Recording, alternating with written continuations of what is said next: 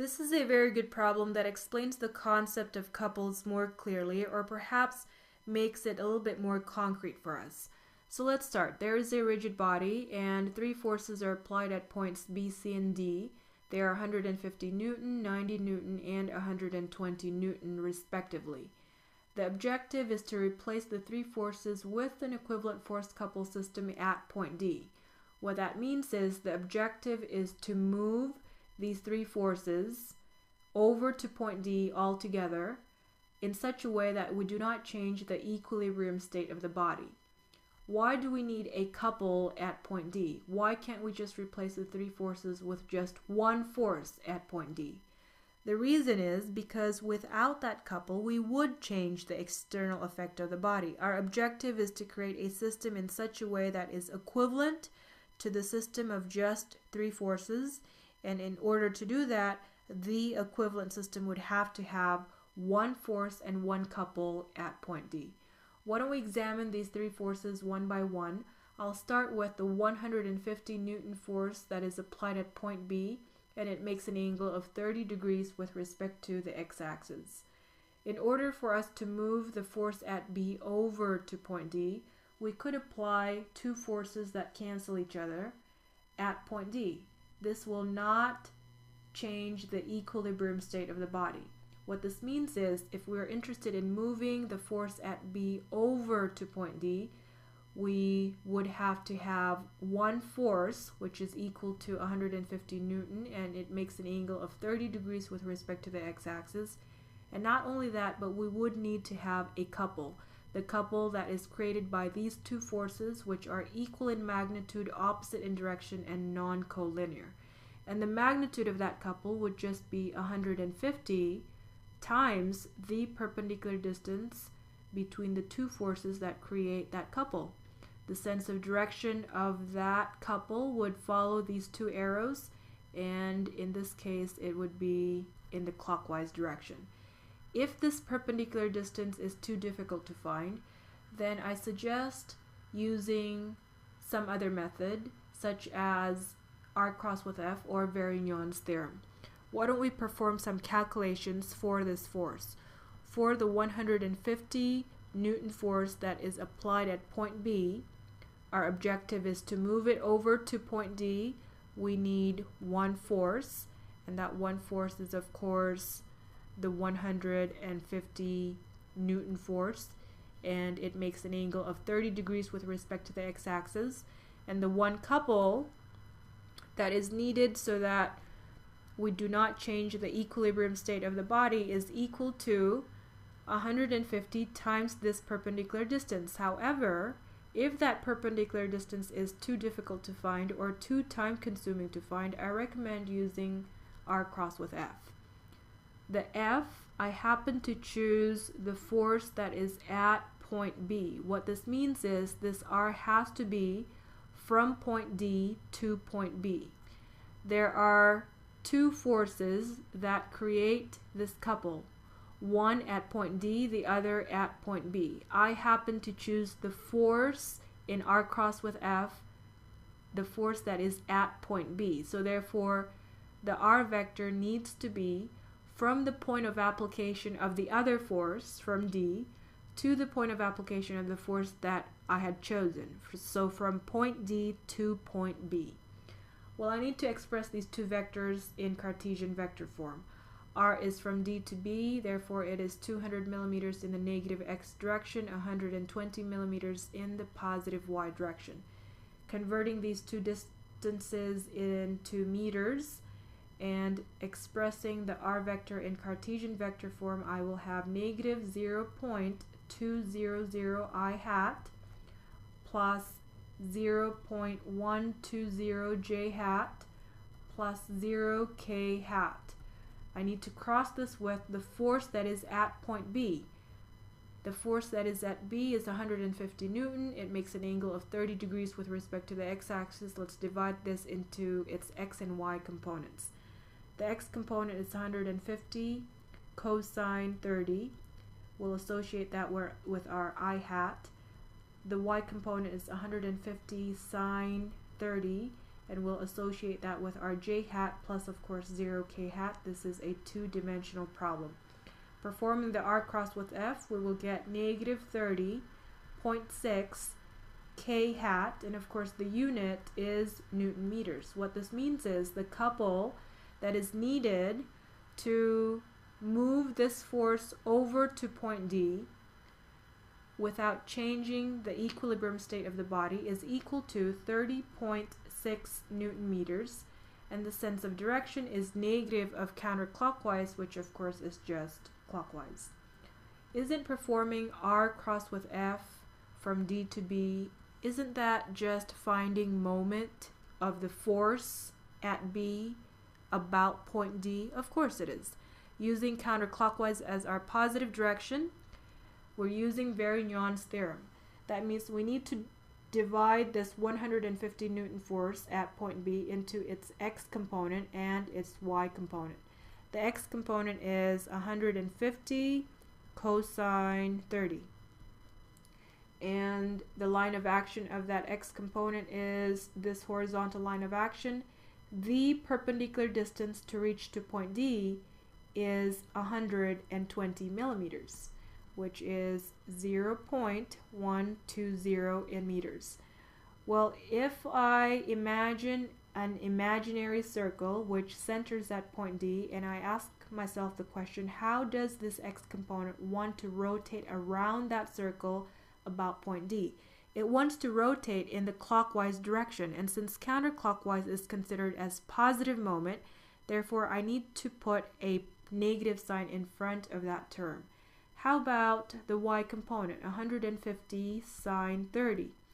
Well, the line of action of that y component is this vertical line of action, and the perpendicular distance to reach to point D from that line of action is 200 millimeters. Well, that's just 0.200 in meters. And again, I imagine an imaginary circle, and I ask myself the question, how does this y component want to rotate around my circle about point D? It wants to rotate in the clockwise direction. Therefore, I need to put a negative sign in front of that second term.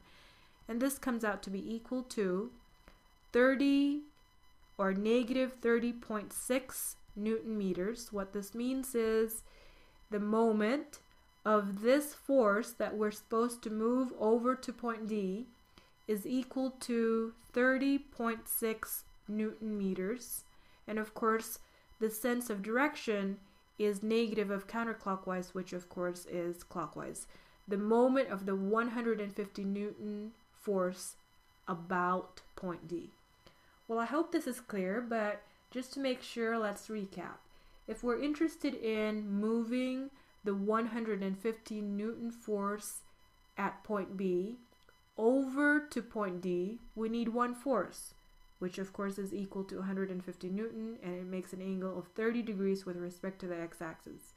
We need one couple, the one couple that is created by these two forces. Perform r cross with F, we get 30.6 Newton meters in the clockwise direction. Or if you want to think of it as the moment of this force about point D, that's also 30.6 Newton meters in the clockwise direction. Or if you prefer to multiply 150 with this perpendicular distance, I guarantee you, you will also get 30.6 Newton meters in the clockwise direction.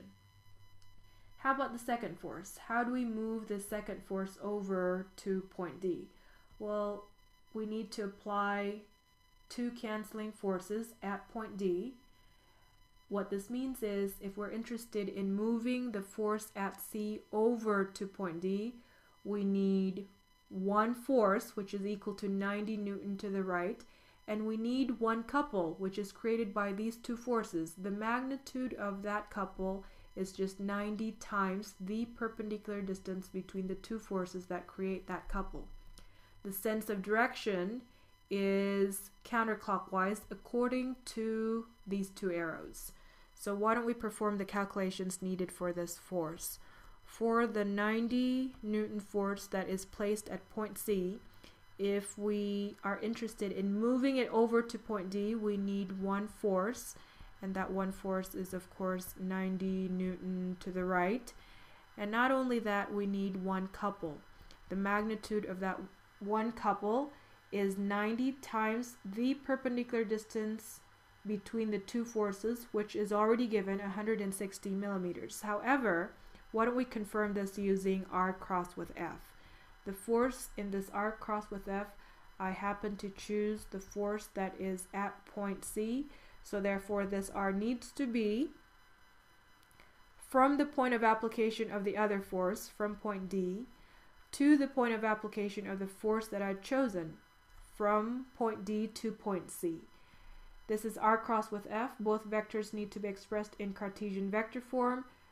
The R vector is from D to C. D to C is 200 millimeters in the negative X direction, 160 millimeters in the negative Y direction. Expressing that in Cartesian vector form and converting those distances to meters, I will have negative 0.200 I hat minus 0.160 j hat plus 0 k hat. And we need to cross this with the force which is at point C. Isn't the force at C just 90 I hat plus 0 j hat plus 0 k hat? Performing the cross product, this is equal to 14.4 k hat, and the unit is of course Newton meters. What this means is the couple that is needed to move the force at C over to point D is equal to 14.4 Newton meters, and because I have a positive sign in front of that magnitude, then the sense of direction is then counterclockwise. Isn't performing R cross with F from D to C, isn't that just finding moment of this force about point D? Of course it is. Counterclockwise as our positive direction, this is equal to, the force at C is 90 Newton. The line of action of that force is this horizontal line of action. The perpendicular distance to reach to point D is 160 millimeters. And in meters, that's 0.160. And you create or you imagine an imaginary circle which centers at point D, and you ask yourself the question, how does this 90 Newton force want to rotate around that circle about point D? It wants to rotate in the counterclockwise direction. So therefore, I put a positive sign in front of that term. We multiply this out. This is equal to 14.4, and the unit is Newton meters. And of course, positive of counterclockwise is just counterclockwise. So let's recap. If we're interested in moving the force that is at point C over to point D, we need one force, which is equal to 90 Newton. We need one couple. Performing R cross with F, we get 14.4 Newton meters counterclockwise. Or if you want to think of it as the moment of this force about point D, well then that's just also equal to 14.4 Newton meters in the counterclockwise direction. Well, how about if we want to move the third force over to point D? Well, this doesn't make much sense because the third force is at point D. Well, let's just follow the pattern of the two other forces. So if we're interested in performing some calculations for the 120 Newton force that is placed at point D, and we're going to move it to point D, we need one force, which of course is equal to 120 Newton upward, and we need one couple. This one couple can be found by R cross with F, and this F will be the force that is at point D. Therefore, this R vector needs to be from point D to point D. Well, from point D to point D, that's just equal to 0 millimeters. So R cross with F, 0 vector cross with the F vector is equal to 0 k hat, and of course the unit is Newton meters. Why don't we put all of this together and we create a diagram so that it's easy for us to understand what we're trying to do. if we're interested in replacing the three forces with just one force and one couple, well, isn't that one force just the summation of the three forces that are located at point D, which are 150 Newton, 90 Newton, and 120 Newton. So therefore, the three forces that can be replaced by one force and one couple should be, the one force should be equal to the summation of all the three forces and placing that at point D. So therefore this is equal to 150 Newton vector plus 90 Newton vector plus 120 Newton vector. Well, I think I need to express this in terms of ijk. This is vector addition. So let's divide it into x and y components. The x component, 150 cosine 30. The x component of 90 is that force itself. The x component of 120 is 0. I'll associate that addition with the I hat. How about the y component? The y component of 150 is 150 sine 30. The y component of 90, there is no y component. The y component of 120 is that force itself.